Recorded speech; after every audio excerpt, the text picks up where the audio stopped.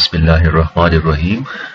Dear students, here is the part 2 of the lecture 1 entitled Species Diversity, Inventory and Monitoring of Biodiversity.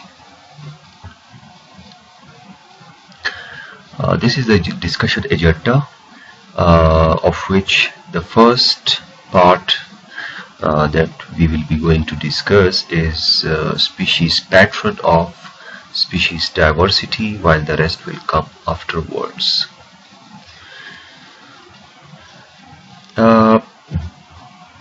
Whenever we are going to measure the species of a certain region, we usually are concerned with, or we usually apply three types of diversity indices. The first one is alpha diversity, the second one is beta diversity, and gamma diversity.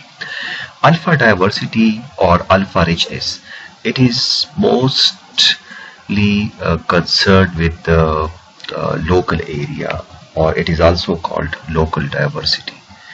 For example, if you want to collect the data of a certain area, for example cohort, it's an area, so you can use alpha diversity.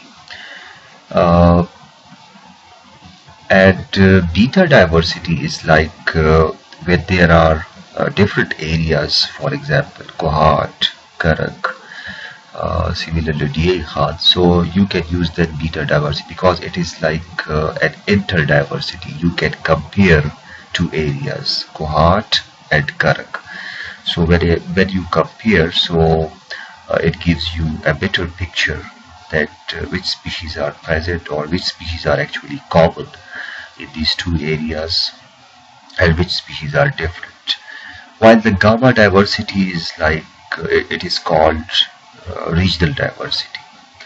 That means that the entire region, like we call this the southern region, which is starting from let's say cohort to DA Khan. So by counting all the diversity or the types of species or the number of species in the entire region, we call that gamma diversity. This could be also clear from this picture, like say this is cohort region, we call it alpha 1. Then this is like for example karak region, we call it alpha 2, and similarly alpha 3, alpha 4 and alpha 5. Here it is mentioned as alpha diversity is also called diversity intra. Intra means that within that certain area, that is called intra. Then there is beta diversity. Beta, that is also called interdiversity. And how you can measure interdiversity, like beta diversity 1, 2, like alpha 1 and alpha 2. When you compare between these two, then it is called beta diversity. And when you compare between 2 and 3, then it is called also beta diversity of 2 and 3 region, and so on. While the gamma diversity is the total diversity or the entire region, like all these 5 regions. While you can also find out the beta diversity among all the 5 regions or 5 areas as a whole by applying this formula, because at the end you will be having that gamma diversity, so you will be subtracting alpha diversity, and then you have to divide it again by the gamma diversity, so you will be having beta diversity for the entire region. This picture has been taken from the Bruno Santerre et al. 2011. Now, global distribution of species richness. Species is the only measure for which most of the data is available. because it is the easiest way to take information of certain species of a certain area. It is rather difficult to take information on the species abundance, because that's related to the population of a certain species in a certain area. It is quite a laborious job, but species richness is quite a simple job. That's why most of the data is available on the species richness. However, the species richness is mostly affected by different gradients, of which the first one is latitudinal gradient. Overall, species richness decreases with increasing latitudes. More species at the equatorial region than the temperate region than in the polar region. Means in the equatorial region you can find more species than the temperate region than the polar region. There is small scale spatial or small spatial scale within the same region has less or even more variation of species. Means within the equatorial region there will be certain areas having more diversity, while some areas would be having less diversity. Latitudinal, there are several biotic and abiotic factors which may be responsible, such as temperature, rainfall, energy flux, and animal mutualities, which are actually affecting on the species diversity. Then the second one is altitudinal gradient. Diversity actually decreases along the altitude in most terrestrial ecosystems. The trend may be due to the species area relationships, because as you go towards the top, the species diversity would going to be decrease, and another factor is energy flux and temperature also correlate inversely with that altitude. At higher altitude, mostly you observe less diversity of plants, and that is because the temperature is higher, very low at higher altitudes, which is not optimum for most of the species, and that's why the diversity is low. Also, there are other factors such as microbial flora activities, because for most of the species also the microbial flora can play a big role in the species diversity. So at the higher altitude, due to the low temperature, the microbial flora activities is almost very less, and the result is obviously that low diversity of species. Then there is a rainfall gradient, and that is the most important gradient. In terrestrial environment, biodiversity is higher in region having higher rainfall. Like you have already may have been heard about the tropical rainforests. There is numerous plant species than the other region. For example, registered biodiversity areas are tropical moist forests, having 7% of the world area and 90% of the all known plants. The area is only 7%, but so far, out of the 500,000 plants we knew or we known so far, so of that 90% plants are confined to the tropical moist forests. And there are certain other factors as well. That includes, for example, structural complexity. The more complex a system, the more diversity would be there. Energy cycle, the more energy in an ecosystem means there will be more species. Salinity, if there is salinity, if the salinity is more, that is inversely proportional to the species diversity in most of the cases. Human factor, mostly the human are actually dependent on the plant species, so the mostly the human population residing around a certain ecosystem, that means there would be in most of the cases there would be less diversity, or the case can be opposite, like there could be sometimes there could be higher diversity. Now the distribution of higher plant species, there is certain classification worldwide called center of diversity.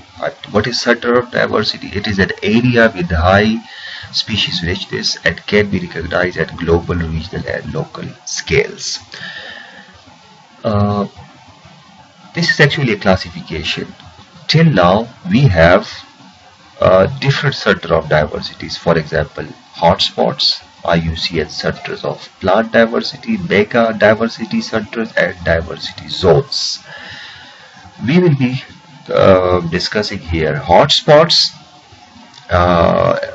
On this planet Earth, there are total estimated 25 hotspots, or the whole planet Earth has been divided into 25 hotspots. Now, before going into the detail, let's talk about the hotspot. What is a hotspot? So that will be more clear. Hotspots is an area which is primarily or it is a categorization or declaration of a certain area which is primarily based on endemic species richness. I mean, you can declare an area a hotspot which has more endemic species. For example, Eastern Himalaya or the Himalayan region. The example which I'm always quoting, that it's a big area and there are a lot of endemic species. The species which belongs to this region. They are not they are not available in other areas. Sites already threatened under eminent threats, that is another criteria for declaring certain area as a hotspot. Site already threatened. Threatened for what? Threatened for the species, geological materials. Species could be plant species, could be animal species. There could be many more things, which contributes to the threat. So those are threats because an area having endemic species, that is, and if it is under threat, that should be considered as a hotspot. Diverse range of habitats. An area which has different habitats types for different plant species, because each plant species, or like different plant species, different animal species, they belongs to different habitats. So a big area has obviously different habitats types. So if we have different habitats, so that area could be also declared as a hotspot. Having specialist species adapted to specific endemic condition. These are even more specific than the endemic species. They are very much, dependent on certain soil conditions, which even in the entire hotspot, they could be found, or they could be confined into a very narrow position. That you can also term is a very rare species in those areas, because for those species the conditions are too narrow. Then the value plants for local population, and the area could be declared as a hotspot if that contains many plants which are valued for the local population, or the local population depends on those plant species. So all these contributes, all these criteria, they are actually leading towards declaring a big area as a hotspot. Now, what is the future of species diversity studies? Because I have already focused on that, our knowledge on bird species are incomplete. A complete inventory is needed in order to document species in all the regions. However, it is quite a difficult job. But in order to achieve this, I mean the complete inventory, some says that a small scale inventory is needed, while some says it's intense survey. Then there is an approach is currently under discussion based on three levels. I mean, if you, by combining both the small scale and the intense survey. So for that purpose, there could be uh, three scales. A three scales agenda which you can follow for a good, for documenting all the species around the globe. The first one is Rapid Assessment Program, which is also known as assessment of poorly known ecosystem. I mean, first you have to focus on all the ecosystems which are poorly known, and that you can do is in the Rapid Assessment Program. Then there is a biotrap approach, assessments in the hotspots. The hotspot we have already declared, we have already studied that there are 25 hotspots. So then you, after the rapid assessment program, then you jump onto the biotrap program. In the biotrap you assess all the hotspots and you collect the data from those hotspots. Then a combination of RAP and biotrap, I mean by combining with some more areas in 30 years. So all these three steps might take 50 years or more, but if you do this, so you can vector the plant species of this planet Earth. I mean, you would have the complete knowledge, at least the species richness and also the species abundance or the population of a particular species. Now for these, you can, for the whole lecture, you can consult this reference, Krishnamurthy, KV 2003, textbook Biodiversity. Thank you very much and stay tuned.